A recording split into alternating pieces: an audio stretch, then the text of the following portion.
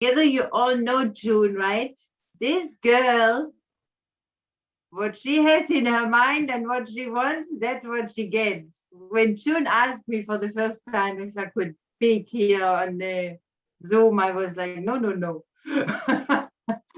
Usually in our family, it's Yakov that is talking. So thank you, June. Thank you, everybody, for inviting me. I really feel it's a privilege, and it's yeah, I was almost freaking out for a few days, but that's fine. I thought about what do I have to bring. I'm not a hero face. I'm not anything, but in the end, I realized um, the Lord has been so good in our lives, and the Lord does so many wonderful things that yes, I have to share something, and I'm really privileged that you're here and we can share together. Yeah, what we are doing, our ministry in Israel is Trumpet of Salvation to Israel. That's the name. When Yaakov came to faith, that was in 1977, he realized that he is called to preach the gospel to his people, to his own people, Israel. You all know Israel, so you know how the gospel is being treated here, how the church has not really brought much honor to the name of the Lord. They did so many things in the name of Jesus, so-called in the name of Jesus, that most of Israel doesn't really understand that Jesus has anything to do with them. They even see in him the biggest enemy they have. So when Yaakov, after a long struggle and a long search, realized that he is indeed the Messiah of Israel, he is the Redeemer and the only way to God, he had nothing more important than to just run to his people and share this gospel that saves from sure death, that brings salvation, that forgives sin. So that's what he does, what he did all his life. At the moment, I will share later why he doesn't do it right now. Yeah, just go out there in the streets in a time that nobody did it, and in a time that it was still quite dangerous. He was beaten and he was going to hospital because they are still enemies of the gospel, almost the same spirit. It is the same spirit as 2000 years ago that they just didn't want to hear. It's much less, we are much more accepted, and people are much more understanding that this Jesus is indeed Jewish. This Jesus did indeed come for the people of Israel, and that the church somehow made a big salad out of him and didn't really preach him the right way. So that's what we do. We go to the streets, we find people that are willing to listen, that are open for the gospel. We share the gospel, we give out literature, we invite them to our home. We have a beautiful home. We did movies, we did many things. That's our main thing. Just get the gospel out there in whatever way possible. That's what we are doing. Yeah. I thought maybe I start with my testimony a little bit, because I gather you are all Gentiles. Yeah, good. God didn't make a mistake when he made us Gentiles. I'm a Gentile. I didn't convert. He had a good plan for us. So I thought it might be worthwhile to share where I'm coming from, because you might be able to identify with that better. And altogether, the subject I chose for this today, it's a treasure in wood, in earthen, what is it called? The treasure in earthen vessels, yeah. And that's how I would really, yeah, that's what I can put over my whole life, over my whole thing. It's lots of treasures in there, but it's all in a very delicate and easily breakable vessel. And I think that's the Lord. He's very jealous with his glory. He doesn't really want to lift up people, and we see those wonderful people and they steal the honor of God, the honor which is due to him. I grew up in a very simple surrounding, 300 people in a village, Black Forest. The people in the north think we are a bit stupid because we have this heavy accent. We're not stupid, but yeah. And I grew up very average. In a family, my father was a pastor. I was helping in church. I went to school, was okay, nothing big, nothing special. My siblings were in some parts really exceeding, really great, and I was always the nice little girl, nothing really out special. And very early, the Lord gave me the grace to meet him very early. When I was around 6 or 7, there was this young, for me, he was a man, he was 14 at that time, and he died. And that gave me a wake-up call. With 6 years old, I realized there's an end to life. And this brought me really to face with God. And I realized I have to decide, do I want to have life in eternity, or do I want to live in insecure surroundings? And yeah, so this big shock that shook my whole world around in this young age gave me the privilege to really meet God very early and to decide to follow him. And right away, I think something in me woke up, which was like, what I have found now, I want everybody to know. So I got literature and I talked to everybody, my teachers and my neighbors. And so somehow this evangelism was born in me just the minute I got saved. And I'm very glad for that, because that later helped me to understand that this is really my calling for life. I grew up in a family that loved Israel. My grandfather, both sides, my grandparents, both sides, were very much involved in helping the Jews, and not actively fighting Hitler, but they made very sure where they stand and what they believe the truth is. And that was passed down to me, the knowledge of what went wrong and what God's chosen people, what their place in God's salvation plan was very early implanted in my heart. And I'm very thankful for that, because in Germany at that time, it wasn't so clear. Not many people understood the plan of God. And I grew up with this deep love for Israel, with the burden to bless them, to just help them wherever I can, to be a blessing to them. And it actually went a bit too far for me. Israel, whatever they did, whatever they said, whatever they thought, I thought it's great. I saw them somehow elevated. They're God's chosen people. They are beloved by God. So nothing could be wrong with them. So I went a bit too far. Now I'm sure quite some of you can identify with that.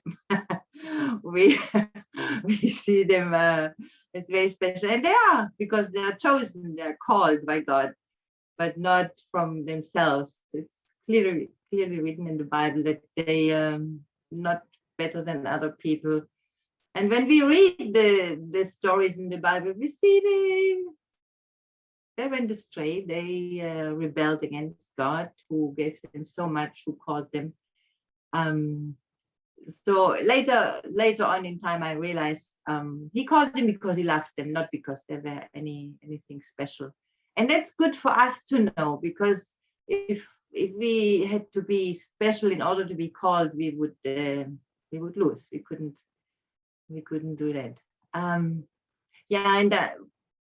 I was privileged to meet many special people in my youth, and I so much pray that today the church will wake up and realize that children or young adults, they so much need a church that holds them in and teaches them. I had those precious old people that were taking my hand and just teaching me. I remember one man, Andrew. he would take us youngsters each week into a prayer meeting, and we would pray on our knees for things impossible. You are from Europe, you might remember Albania. How do you say this in English? Albania, it was behind the Iron Curtain, a country that was so closed and so vicious against the faith. And Andrew would just pray for the borders to open.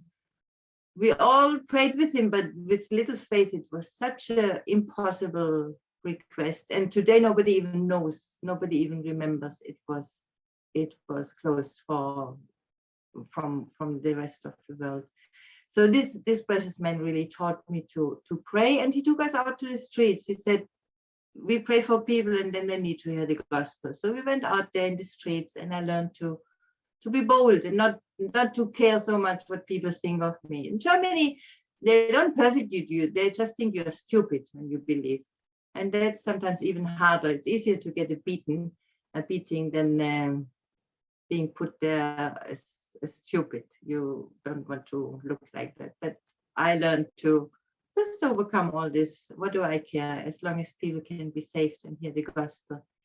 And then I always had the wish to come to Israel.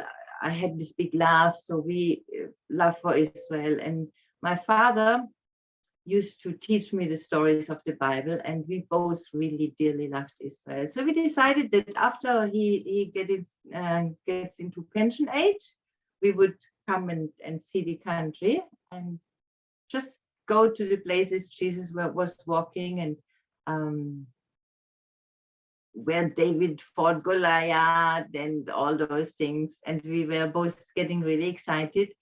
Sadly, my father didn't make it. He died just after he retired. And for me, it was clear I need to finish this dream of ours. So I came to Israel for a trip, and I thought, I just see everything, and then it's good. Then I saw what I wanted to see. I fell in love with this country right away, and I couldn't stop thinking about it. I couldn't stop coming. I kept coming back. I wanted to see more. I wanted to get to know more people. And it was interesting in this very first trip. I come from a Protestant church and a Brethren congregation. So we don't hear God every second day, and we don't have big visions. Don't get me wrong, I do hear God, but it's not like this big, obvious things we hear. And strangely enough, God still, in this very first trip, told me, you will be in Israel in 2 years' time, and I will lead you there. And I can't explain, I just knew it. So I prepared to come here, and I thought, I'm a social worker, that's no problem. I will just find easily a place. I can, they need volunteers all over the place. I can clean toilets. I even have a professional education as social worker. They will take me. And I could not find anything. Nobody even answered my letters. Nobody ever accepted me. In no nursing home, no home for disabled people, nothing. And just when I already packed my stuff in my apartment, and I sold my car, and I had everything almost ready, and I told the Lord, listen, Lord, I'm packing now. I will have no apartment in a very short time. I booked my flight, and I still don't know where to go. That's not really fair, to be honest. And the Lord really is funny. Sometimes he lets me wait to the last minute, and he likes to do that with me. And only after that prayer of, Lord, show me, he led me to a congregation where Yaakov was preaching, and he was the first Messianic Jew I heard. For me, the people of Israel were just God's chosen people. I didn't really connect to Messianic Jews. And there, for the first time, I realized that Israel needs salvation. Israel needs the gospel.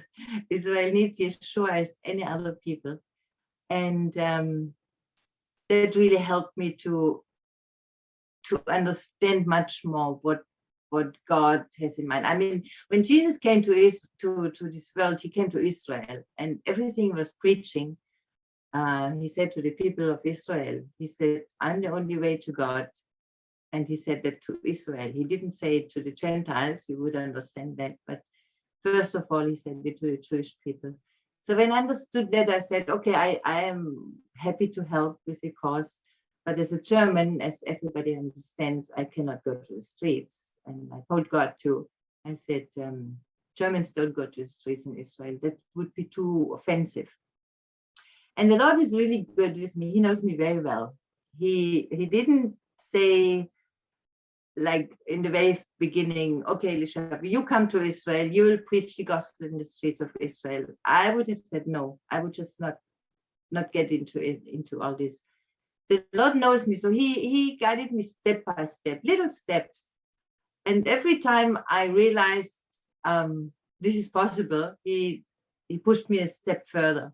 And I really loved that about the Lord. He showed me how possible everything is with him.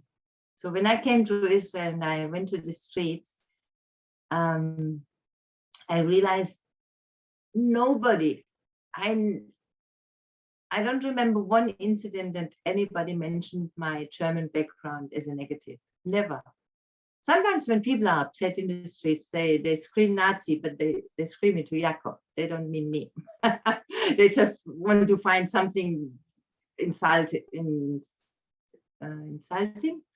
And but they call Jakob Nazi if they call anybody. They always appreciated me as a Gentile coming and loving on them and caring for them. And that's something I really appreciate these people. The people of Israel is much faster in going further, like passing over something like our really bad past as Germans. They are willing to start again and accept me as who I am, not as a German, not as a grandchild of somebody that might have done something wrong. And I so much appreciate that. And it's something I really, I learned here. Even in the street sometimes when people would be upset about the gospel, which is happening, many said, I heard so often that old people, Holocaust survivors said, wow, if only all the Germans would be like you. Or when somebody said we would be almost like Nazis, we would steal their identity with the gospel. Holocaust survivors would stand up for us and say, no, we know what Nazis are. We know what somebody who wants to destroy you looks like. Those people dearly love us. And it's something I really learned here and appreciate a lot. Yeah, so that's what I joined in with Jakob after the Lord proved to me that I can do everything with him and through him and in his strength. So together we went to the streets, we arranged groups that came from all over the world. We were teaching them how to preach the gospel in a Jewish way. It is important to reach the Jews on their level, not to come with some Gentile gospel that we somehow we didn't change it, but it has a color of the Gentiles. So we need to learn how Jesus was preaching it, how the apostles, how disciples understood it. And that's the way we go out there. We start where they start with all those prophecies. I mean, God gave them so many prophecies about Messiah in their Bible. We don't have to prove anything with the New Testament, which they don't believe in. So we start with the Old Testament, and that's enough. That's plenty. Messiah is all over there. So that's what we learn. We teach the groups and we go out to the streets. And it's amazing how open the people are. And they're getting more and more open. I remember 25 years ago when I came to Israel, there were still many people who didn't understand how a Jew can believe in Jesus. Many said, no. He's either a Christian or a Jew. You can't do both. Today, I would say everybody knows somebody who is a Messianic Jew, and most of them are really a good example. Okay, all of us have our faults and everything, but in the army, in social help in the community, we do have a better name than 25 years ago. And many people are willing to listen because they know that we are part of the society, and we really love the people here, even more than most religious Jews. So yeah, 25 years ago, almost every conversation I had to start with explaining that, yes, it is possible that a Jew believes in Yeshua. Today, they know. They just know that's a fact. There are many around.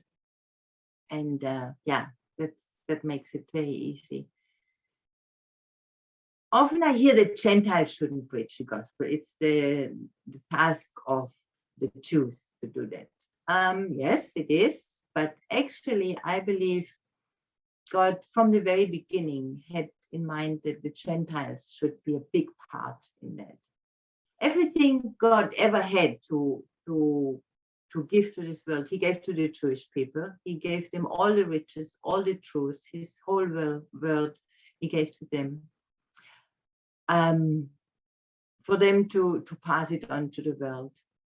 Now, they didn't really do it. Even today, you see they want to keep it for themselves. They're proud not to be missionaries.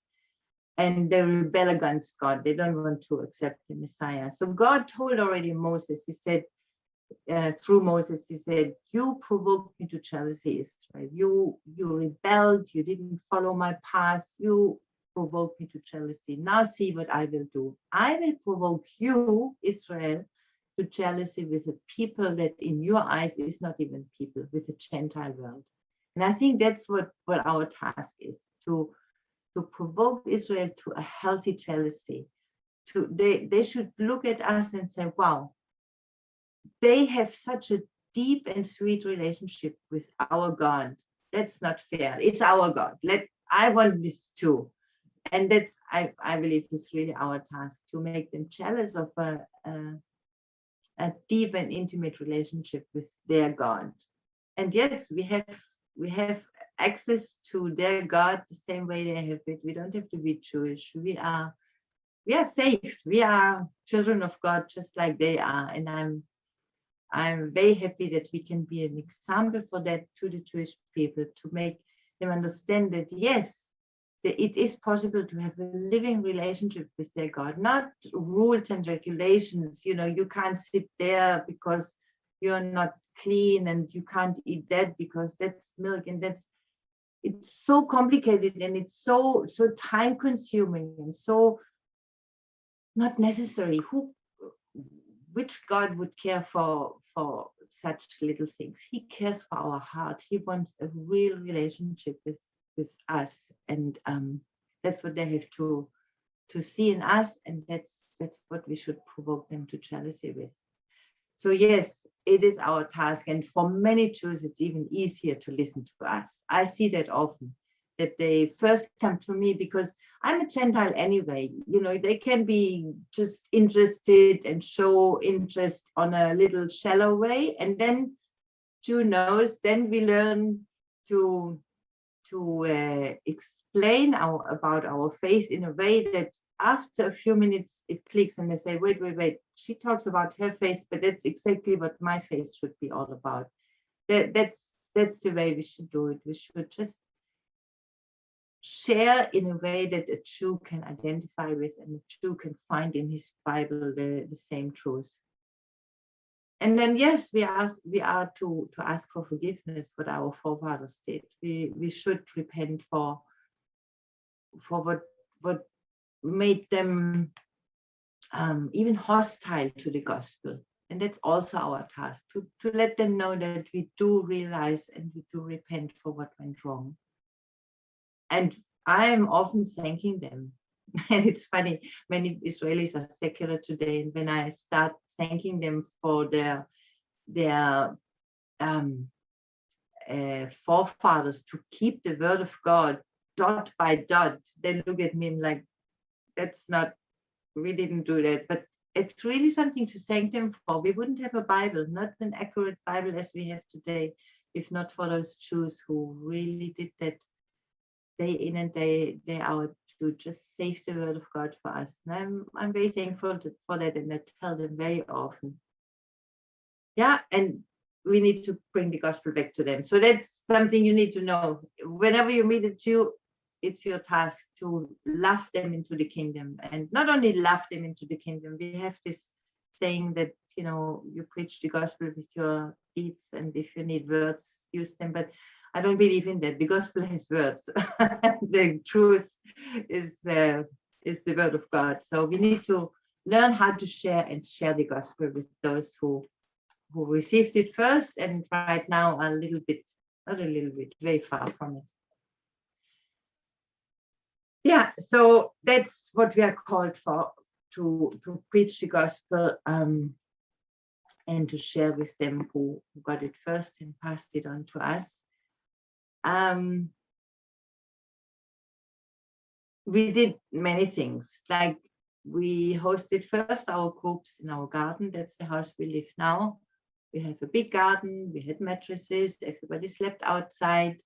And no, it was not only the teens, it was old people also. We had one lady, she broke the age record every year. She was 81 the first time she came, and every year she broke the record again, 82, 83. And she was wonderful. She was even better than the youngsters.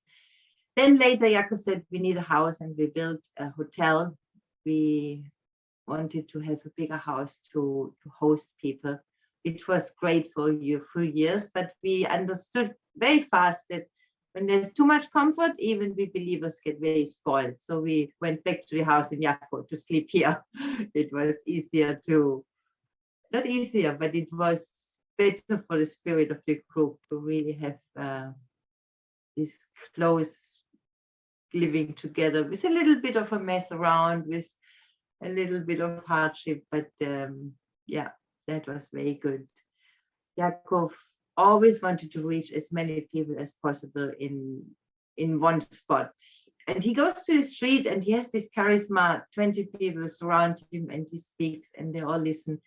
I'm the opposite. I like to find the one that sits on the bench alone and we talk for an hour. He is spotting the 20 and they hear the gospel at once. So we made a few movies. If you give June your address, I will be happy to send you the latest, the Messenger and the New Spirit. It's really a good tool, in my opinion, to share the gospel. Just to invite non-believing friends, watch it, and then later take the opportunity to really share the gospel in depth. Yeah, we had, what else did we do? We had a studio that we recorded movies to share the gospel, to teach about Israel, the truth of Israel. And the Lord is amazing. Both of us, Jakob and me, we are average people. It's not like studied great things or learned wonderful things, but the Lord made sure he had our heart and he allowed us to be part of his big plan. And that's a really big privilege. Sometimes when I'm thinking about our service to the Lord, I'm reminded of home. My little niece grew up with us, and I remember very well when she was around 5 years old, and she would see my mom, her grandmother, starting to make cake. She would run into the kitchen and get this little stool and stand right between my mom and the working space she had, just to help, 5 years old. So my mom would let her get in and help her make the cake. And we can all imagine the flour was flying all around, the oil and the butter was everywhere. And my mom had so much more work. It was really hard to tame that little girl and make a cake at the same time. But it was great fun and a wonderful experience for this little girl. And in the end, when the cake was done, who made the cake? Katrin, my little niece. She was sure she made the cake all by herself. She was so proud and so happy about what she did. And I believe that's how I feel when I serve the Lord in the kingdom. The Lord could do it so easily himself. He could do it much better alone. But no, he allows us to be part. He allows us to get our hands into it and help him and give us this feeling of yeah, we did something. I'm sure we do, but from his perspective, well, it's like my little niece, I believe. We make a lot of mess that he has to clean after us. But I do see, he sees our heart and he loves to clean the mess if there is a mess. I often see that in Yaakov. He has a vision, he has an idea, he knows what needs to be done. He already runs. We Germans would sit for a few meetings and talk things through. He doesn't. He knows that needs to be done, so he starts running. And yes, there is mistakes happening, and yes, there's a mess here and there. But I always see God smiling and just say, okay, my little boy serves me. That's all I want. My little boy gave me his heart. That's all I want, and that's all I need. I will build the kingdom with that. Yeah. Yeah, that's what we are called for. Now, maybe we can do a little stop and unmute and mute, and whoever has a question, we can answer, and then I go on with the next phase of our lives, the last 2 years. I think, Elisheva, for the sake of the recording, I think he wants to do the questions at the end so we can switch the recording off. Is that okay? Okay, I'm just afraid I'm talking too much. No, we're loving it. Carry on. Okay. Yeah. So we were actually in the middle of a very active life when Yaakov, almost 6 years ago, had a dissection. I'm not sure if you have nurses around you. His main artery right next to the heart kind of exploded on him, like ripped off, was broken. I don't know how you say that.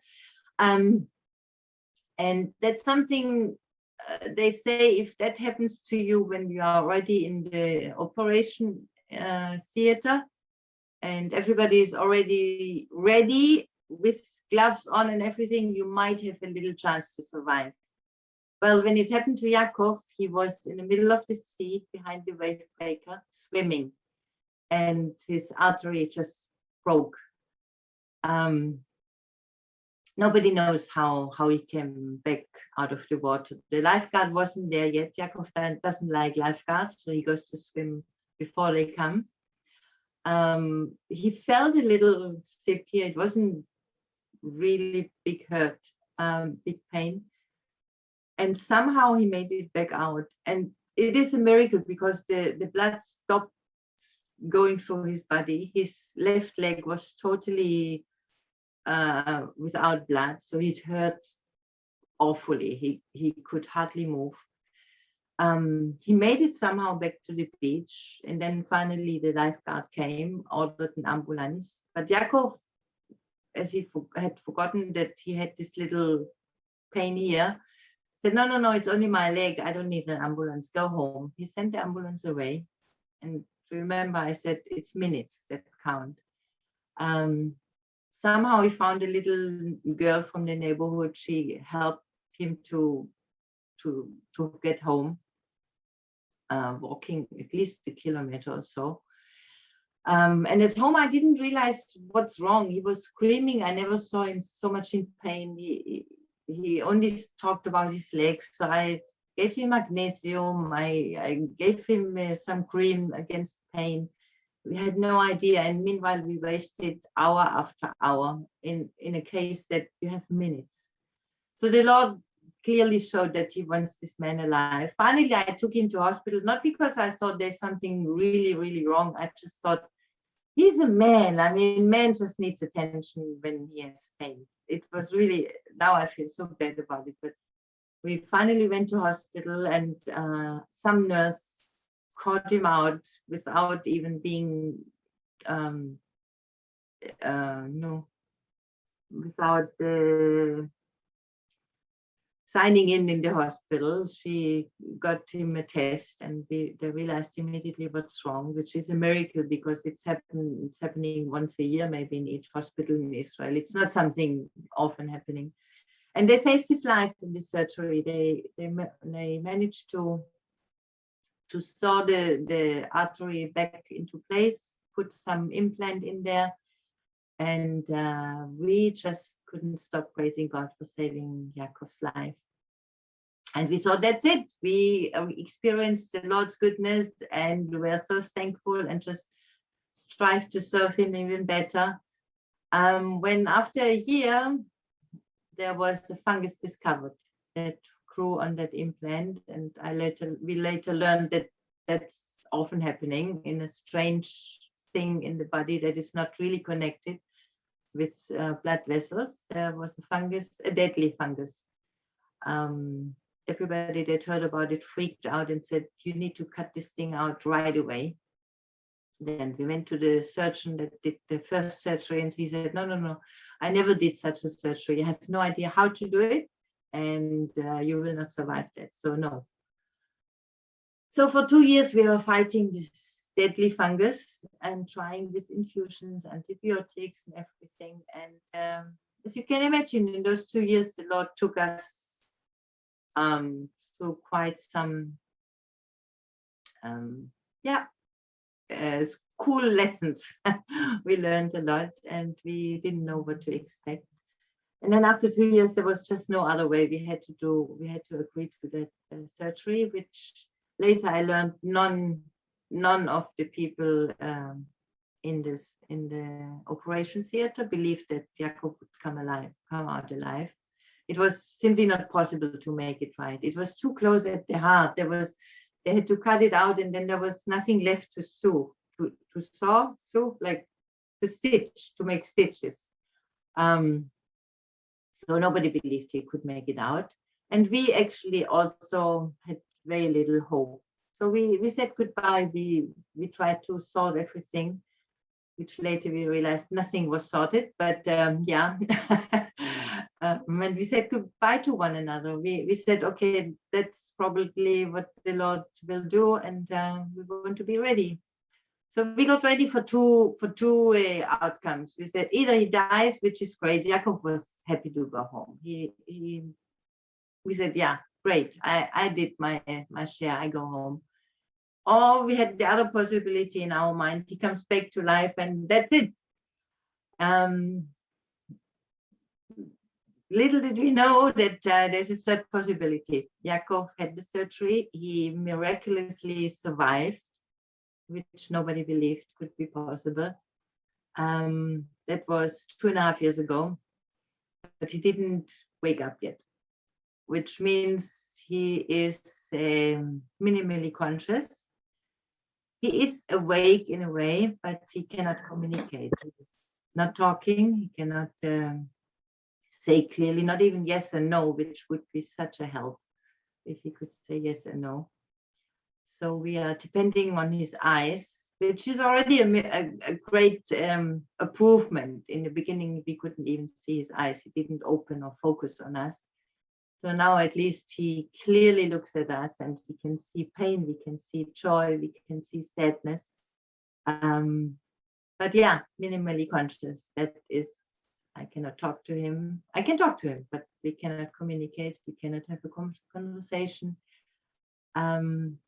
Little do we know there was a third possibility. So for 2.5 years, in the beginning, more, I thought a few days and God will bring him back. And then it was more days, and I thought, yeah, the Lord just wants to wait a bit longer, so the glory will be all his and not any doctor's.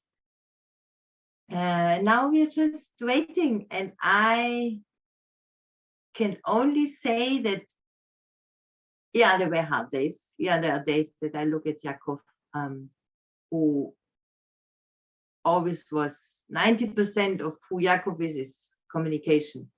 Like, he loves to talk, he loves to share, he loves to be in touch with people. And God took that away. It's just gone, almost gone. And the other thing, Yaakov loves freedom. You don't tell this man what to do. He needs to move. He needs to. Freedom is one of his biggest needs. And also this was totally taken from him. He cannot go to the toilet alone. I'm sorry, but that's something most threatening. Like, you need help. He needs help with every little thing in life. He cannot eat himself. We need to feed him through peg, holes right into his belly. So the two things that I always thought, that is Yaakov, freedom and communication, the Lord has taken away from him. And yes, it is hard sometimes to see him like that. And yes, it's very hard when there are days that I can tell that he's sad. But most of the days, he's really a strong fighter. He just courageously keeps on fighting and keeps on stepping out of this coma. In the beginning, it was a coma, and that's what the doctor said he will be in all his life, which they thought this life will not be long. They really thought he would die right away.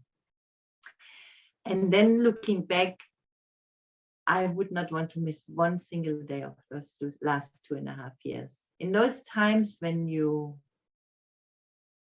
are really left with nothing, like when you really have nothing to hold on but God, then you realize what a wonderful God you have. I mean, this God, he is more than amazing. He promised to be with us, and he is. He promised to give us strength, and he does. And I don't know how, I would have expected I need to pray in the right way. I need to do the right things. But no, sometimes in the evening, I'm just so done. I can't even say more than Abba, good night. Like there's nothing I could bring. And then the next morning, he gives me new hope, a new song in my heart, and a new joy, and new strength. And he does it all. It's really, there's nothing from me. Yes, in the Bible, we read that we need faith, and because of your faith, you are healed. Yes, we need that. But in the end, he gives us even this faith. He even gives us everything that we bring to him.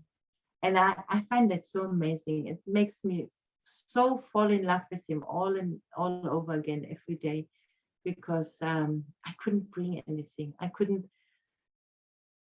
you're stuck with those little details. Will he get enough food as he has his physiotherapy? And how do we host the people that come to visit? It's so many little details. You can't even do it all right in your spiritual life.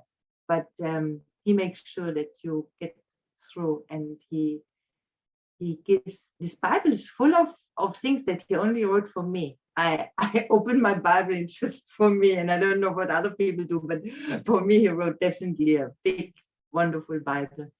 And what I so appreciate about him, all the promises he's giving us, very often before he says, I will help you, I'll give you strength or anything, he says, I'm the God who created heaven and earth, or I'm the God who saved Israel, or I'm the God who did this and this.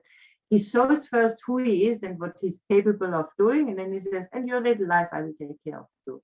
And he does. And that is something I so appreciate. Those last 2 years, I learned so much more about God. Yes, we are serving God in a much smaller way. It's not like big campaigns. We meet people in the hospitals a lot. We meet people that, have the same kind of circumstances as us.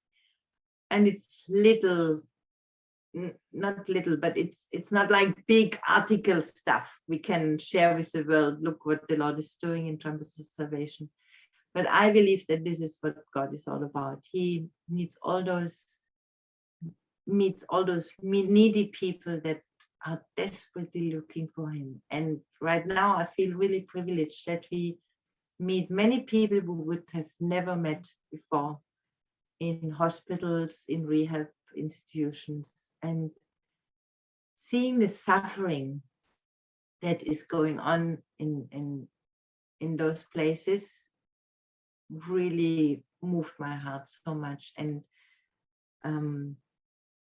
when in hospital, the insurance company gave me only the option of a nursing home for Jakob. They had no wish or no hope whatsoever for rehabilitation. When I realized that, I was hit hard. For me, it was always clear, you do everything to bring this man back. But no, doctors and nurses and insurance companies had totally given up on him just after the surgery 2.5 years ago. There was no way they would pay for anything but a nursing home. And then I was going around in Israel and looking on nursing homes. I couldn't even breathe in there. It stinks, it's dirty, people are overworked, underpaid. And that's when a wish in my heart was born to make a difference in this field. And yes, 2.5 years later, we are getting closer to that. The hotel we built was hit hard by the fact that Yakov didn't fill it with life. And for quite some time, I realized I alone am not doing that. I don't think that's my calling. I was always good in the background to sort the ideas that Yakov had in the background. But to run this hotel all by myself, that wasn't for me. And then Corona hit and we had to close. So the idea of a nursing home came back. And just now we are in the process of selling the hotel and buying a nursing home instead, just to switch. And I believe that's what the Lord really wants, because I hear a lot that Messianic Jews don't find places in nursing homes. This will not be able to use it right away for Messianic Jews, but that's the first step to get there, to really build nursing homes, places in nursing homes that are clean physically and clean spiritually, that people can feel home and really find caring people, find loving people, and find God in there. I mean, that's the last phase of life, and we really want people to be taken care of well. So that's right now, and we really pray that everything will go smoothly. Right, we have quite some hiccups. The Corona doesn't really help us with getting papers ready from the city hall and everything, but yeah, I trust the Lord will know how to do all that. So that's right now our challenge, that we will just switch those two, the hotel for nursing home. And then you might remember, some of you know Yakov, we had just before the first surgery, we had gotten a little farm between Tel Aviv and Jerusalem. And for 2 years, we couldn't do anything. It was just too much going on. But now, this last year, I started cleaning up there, lots of weed and getting some nice plants there. And now we are getting the fields ready to grow vegetables and to sell vegetables. I think it's a good time to start with such things, to not rely on outside resources all the time, and also give maybe work to other believers.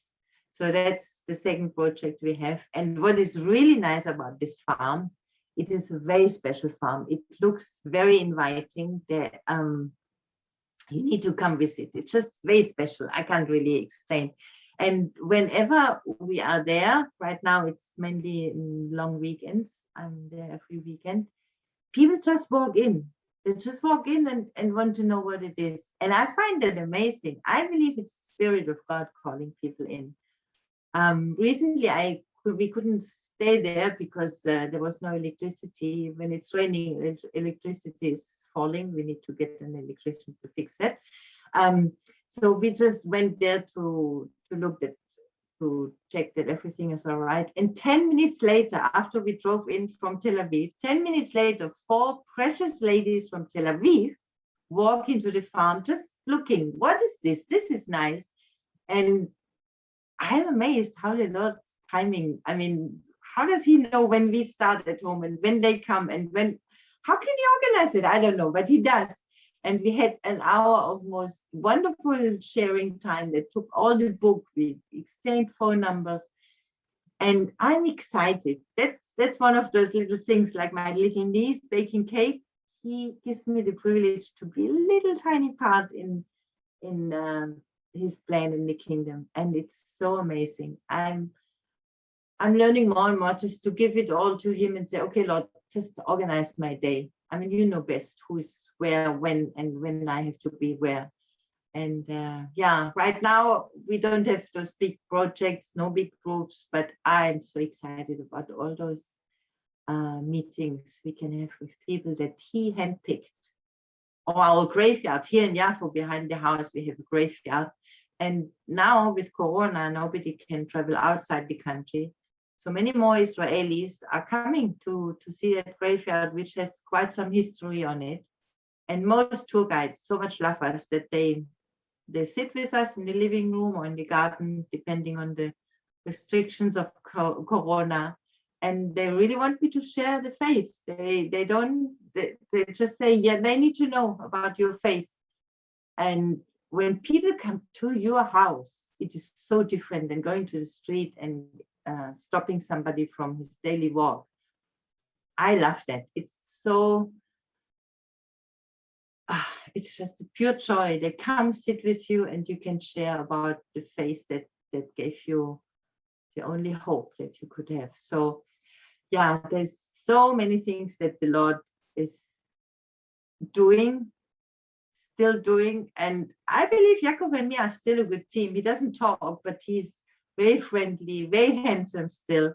So when we are out there, people start talking. It's almost like women with their little babies. I was always a bit jealous of women with babies. They so easily come in conversation with everybody because everybody says, "Oh, what a nice baby." And many people come to me and say, "Wow, is that your husband? What is he doing? Where does he?" And it's an easy way to start a conversation. And we just need to learn to get right into the gospel. And it's easy. You can always get to the gospel. So yeah, I'm thankful for Yaakov to be a good team member when we go out evangelizing. And yeah, we keep doing that. Yeah, I still believe with all my heart that the Lord will bring Yaakov back to full life. Honestly, I thought it will be shorter, not 2.5 years, soon 3 years. But I do believe he'll bring him back. It wouldn't make sense to me, really. I mean, there was a surgery he was not supposed to survive. After the surgery, they opened his chest 5 more times because there was internal bleeding. He had a sepsis. His whole blood was, I don't know, rotten. How do you say that? They were talking about dialysis to clean his blood because his liver would not function anymore. And all those things were just solved in a minute. Next morning, next thing I hear, everything is fine. And there were so many miracles that doctors couldn't even understand what's happening. And also later, I mean, we took him home because I couldn't bear the thought of taking him to a nursing home. I'm quite certain he would have died there after 2 weeks. It's not for Yaakov. So we took him home, but we were so unprepared. We had no equipment. They didn't tell us what we need. Only after a few months we realized what we didn't have. And the Lord was faithful. He just kept this man alive with all the challenges. And it wouldn't make sense to me, honestly, that the Lord invests so much, does so many miracles, one miracle after the other, and then he says, okay, now it's enough, go home. He could do that, and we would be, I prepare my heart every day. If Yaakov goes home, it's okay. I mean, for him, it would be perfect to be in paradise with Yeshua. That's fine. But it just doesn't make sense to me. I think he will bring him back to life and just show his glory. That's what our lives are all about. And with Yaakov coming back to life, that will surely show the goodness and the greatness of the Lord and his might. Because doctors, as I said, gave up 2.5 years ago. And the Lord doesn't give up. I don't believe that. So yeah, meanwhile, I just rejoice. The Lord said, rejoice always, whatever comes your way. Sometimes I manage good, sometimes I manage a bit less good, but I did decide to rejoice because the Lord is good and he knows what he's doing. He promised that everything will be for our good. And I remind him of that. And mostly I remind myself of that.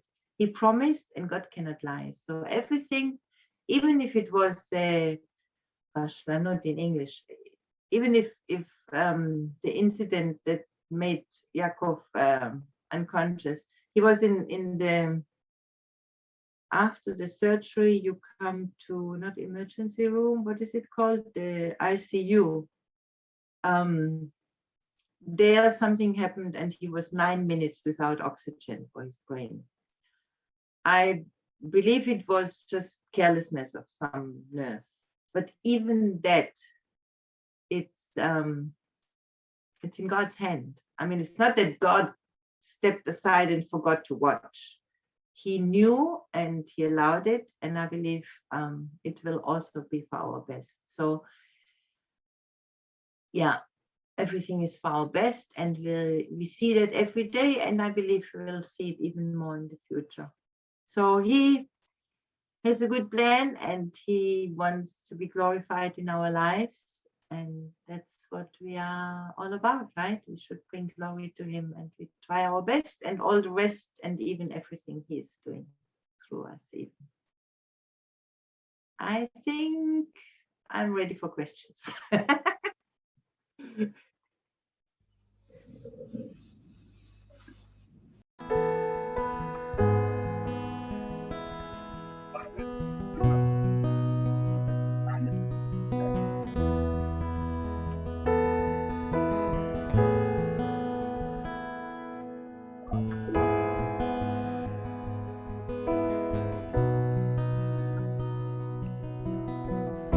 The Lord bless you and keep you, make his face to shine upon you and be gracious to you.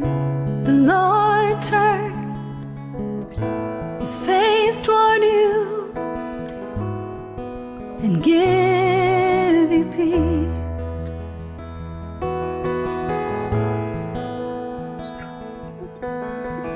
יברכך אדוני וישמרך, יאר אדוני פניו אליך ויחונך, יישא אדוני פניו אליך וישם לך שלום.